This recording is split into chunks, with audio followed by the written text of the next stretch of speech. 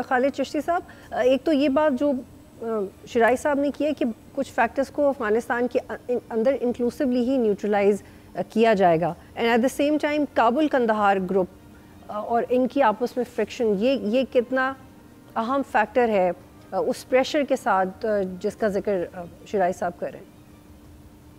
बतूल एक चीज़ मैं क्लियर करता चलूं कि एक फियर ऑफ कलेक्ट्रल डैमेज बिल्कुल नहीं था। एक मैंने के पिछले सवाल में हम डिस्कस कर रहे थे, कलेक्ट्रल डैमेज इसलिए नहीं था कि हमारे पास जो इन्फॉर्मेशन है वो इंतहाई एक्यूरेट है, ऑथेंटिक है और रीवेरीफाइड थी जिस पे हमने किया था। उसके बावजूद क्योंकि हम एस्केलेट नहीं करना चाहते थे, वही जो हमने दोस्त मुल्कों की बात की, और हम भी चाहते थे कि एक पावर टू हर्ट कंप्लीट तो जाहिर है हम एक्सपैंड नहीं करना चाहते थे, इसलिए बड़ा केयरफुल किया गया था। एक बात जो आप बात कर रही हैं कि इंटरनल डायनामिक्स है, हमें ये मेक श्योर करना चाहिए, और मैं पहले दिन से कह रहा हूं कि हमें ये मैसेज देना चाहिए अफगानिस्तान के लोगों को कि ये ऑपरेशन आपके खिलाफ नहीं है, ये आपके ऊपर जो रजीम है, मुसल्लत है, बाय फोर्स है, ये उसके डिसीजंस की वजह से आप पर जो शेडो आता है या आपकी सफरिंग होती है, ये उसकी आप प्राइस दे रहे हैं। हमारा आपसे इख्तलाफ डायरेक्ट कोई नहीं है। पहली बात, उनके जो ग्रुप्स हैं ये बहुत ज़्यादा पुश एंड पुल, ये पावर हब्स इनको मैं कहता हूँ कि ये तो पावर हब्स हैं बुनियादी तौर पर। इस वक्त सिर्फ TTA जो है वो सबसे बड़ा पावर हब है, उसके पास पावर ज़्यादा है, उसके फुट सोल्जर ज़्यादा है, अब वो ज़्यादा कंट्रोल कर रहा है। लेकिन ये नहीं हम कह सकते कि बाकी इंपॉर्टेंट नहीं है। इसी वजह से उनकी मजबूरी ये बनती है कि उनको ये समझ है कि अगर हमने एक्शन लिया और इवन सिग्नेचर कर दिया किसी ऐसे एग्रीमेंट पर, तो बाकी जो ग्रुप्स हैं जो समझेंगे कि पोटेंशियली हम भी टारगेट हो सकते हैं, वो आपस में मर्ज करने या एक दूसरे से कॉपरेशन शुरू कर देंगे और हमारे TTA के खिलाफ एक कैंपेन शुरू कर देंगे। आई थिंक सबसे बड़ी वजह यह है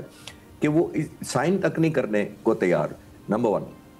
कंधार ग्रुप है, कंधार खुद एक दो ग्रुप्स में डिवाइडेड है, एक एक्सट्रीमिस्ट है और एक कहीं से रिलेटिवली मॉडर्न है। काबुल ग्रुप एक और है, नॉर्दर्न अलायंस और है, अहमद शाह मसूद के बेटे इंडिपेंडेंट हैं, गुलबदीन हिकमतयार, यानी अभी इतने ज्यादा फैक्शंस हैं कि आपको यही नहीं पता किसको करना है। ये हम तो सिर्फ तालिबान से TTA से इसलिए बात करते हैं कि उनका प्रेडोमिनेंटली एक विजिबल कंट्रोल है, लेकिन बदकिस्मती ये है कि ये जो तालिबान का ग्रुप है, TTA की बात करें, देखिए ये एक स्टेट के तौर पे नहीं एक्ट कर रहे, वो एक ग्रुप की तरह, जत्थे की तरह एक्ट कर रहे हैं कि हमारे पास पावर है, जैसे वो अभी तक टेररिस्ट मोड में है या एंटी सोशल एक फैब्रिक के खिलाफ वो काम करते हैं। लेकिन चिश्ती साहब ये बताइएगा कि जो अंदर से TTA को प्रेशर है, जो उनके इंटरनल लिफ्ट्स हैं, क्या उनकी तवज्जो उस पर ज़्यादा है या पाकिस्तान के साथ डिप्लोमेटिकली या एनी हाउ वो डील करने पे ज़्यादा तवज्जो है, और इस वजह से वो they are not able to read the fact कि वो मैनिपुलेट हो रहे हैं और एक्सप्लॉइट हो रहे हैं इंडिया की वजह से, क्योंकि वॉशिंगटन पोस्ट में एक तफसीली आर्टिकल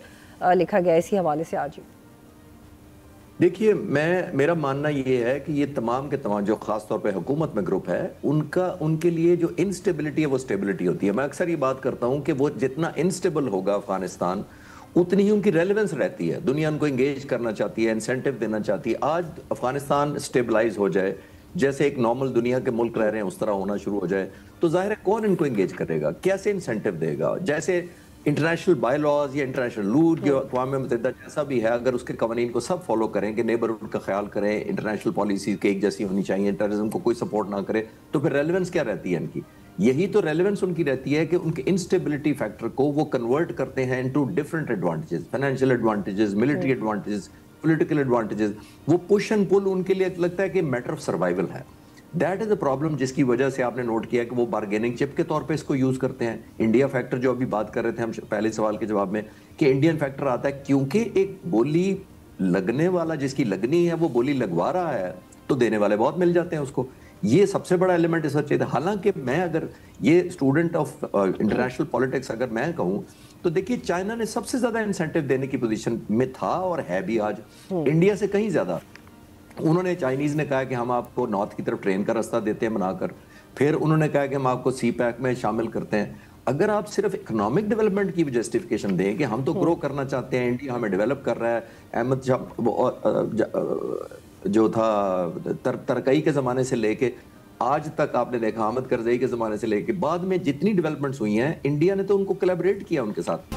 सब्सक्राइब करें और बेल दबाएं ताकि कोई खबर रह न जाए।